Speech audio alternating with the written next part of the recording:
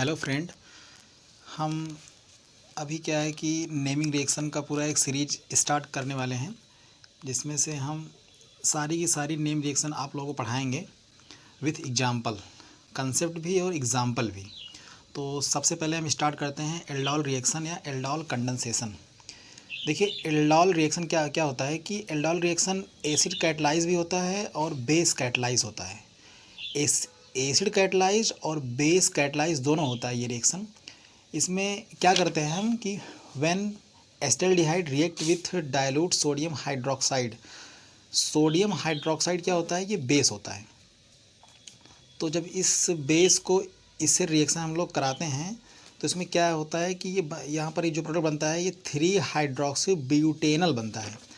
और चूँकि इसका जो प्रोडक्ट है उसे एल्डोल इसलिए बोलते हैं क्योंकि इसका जो प्रोडक्ट मिलता है ना, उसमें एल्डिहाइड ग्रुप भी होता है और एल्कोहल ग्रुप भी होता है।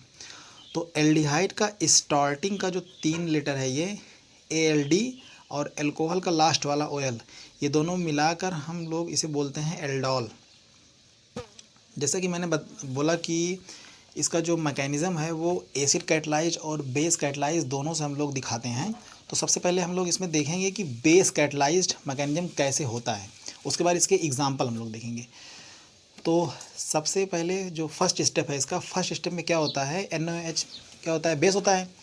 तो NaOH जब ब्रेक होता है वो Na+OH- में ब्रेक होता है। तो OH- क्या है कि OH- यहाँ से जो एसिडिक हाइड्रोजन होता है उसको ये अपस्टैट कर लेता है। तो इस जब H+ को ये अपस्टैट कर लेगा तो ये बना देगा वाटर मॉलिक्यूल। उसके बाद यहाँ पर जो ये बनता है ना, इसे बोलते हैं हम लोग इनोलेट। तो यहाँ पर जो ये माइनस चार्ज आएगा और ये माइनस चार्ज इस डबल बॉन्ड के साथ कॉन्जुगेशन में होता है। तो जब ये कॉन्जुगेशन में जाएगा तो इसका हम लोग रिजोनेटिंग स्ट्रक्चर ड्रग कर सकते हैं इस तरह।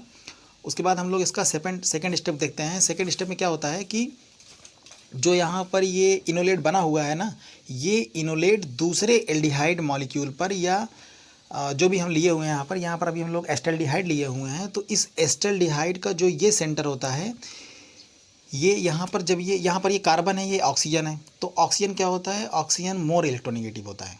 तो ऑक्सीजन मोर इलेक्ट्रोनेगेटिव होगा तो ये पाई इलेक्ट्रॉन, इस पाई इलेक्ट्रॉन को अपनी तरह की अट्रैक्ट कर लेगा। इसमें एक सिग्मा बॉन्ड है और एक पाई बॉन्ड है। तो जो पाई बॉन्ड होता है वो वीक होता है, तो पाई बॉन्ड ही ब्रेक होगा।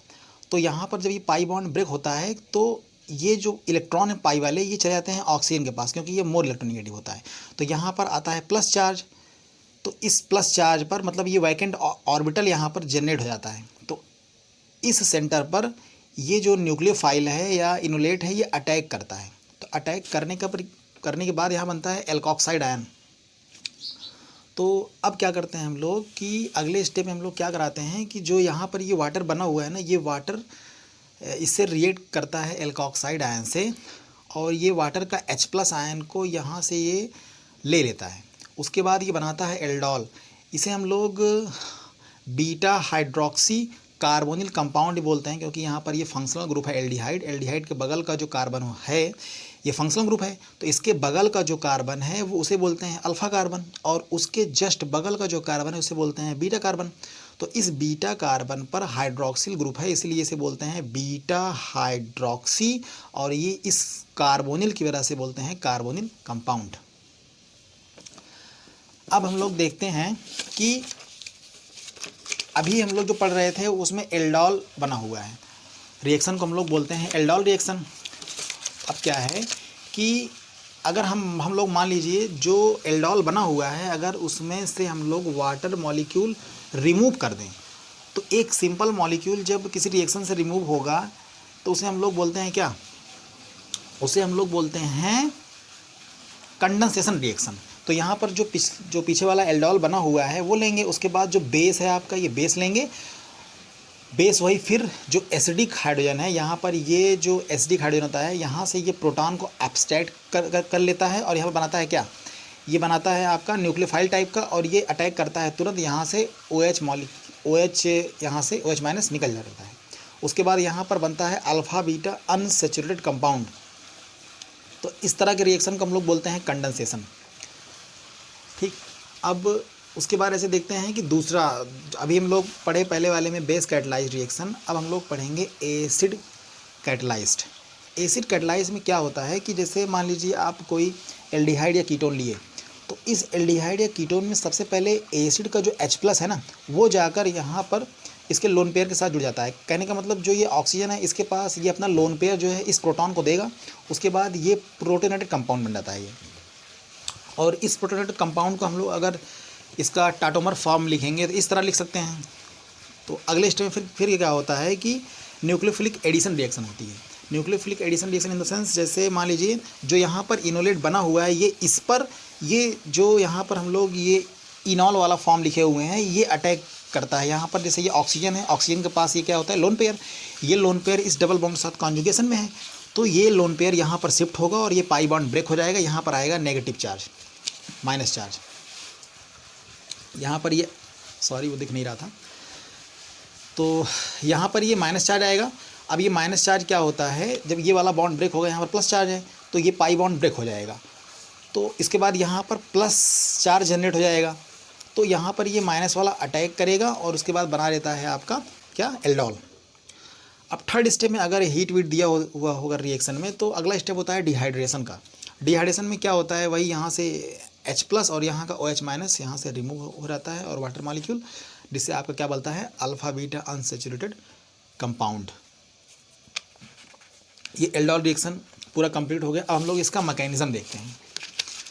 मैकेनिज्म में इसका एग्जांपल देखते हैं हम लोग एल्डोल का एग्जांपल हम लोग देखें। जैसे मान लो ये कोई तुमको कंपाउंड दिया हुआ है और इसी का हमें एल्डोल रिएक्शन कराना है। यहाँ प्रोडक्ट क्या होगा ये हमें देखना है, तो इसका सोल्यूशन हम लोग देते हैं। स्टेप फर्स्ट में क्या होगा, सबसे पहले ये तो बेस होता है OH-, ये बेस है, तो ये एसिडिक प्रोटॉन को एब्स्ट्रैक्ट करेगा। अब यहीं पर प्रोटॉन है, यहाँ तो प्रोटॉन है नहीं, अब यहाँ वाले को तो नहीं लेगा ये ना, तो यहाँ के प्रोटॉन को ये एब्स्ट्रैक्ट करेगा, तो इससे बनता है इनोलेट।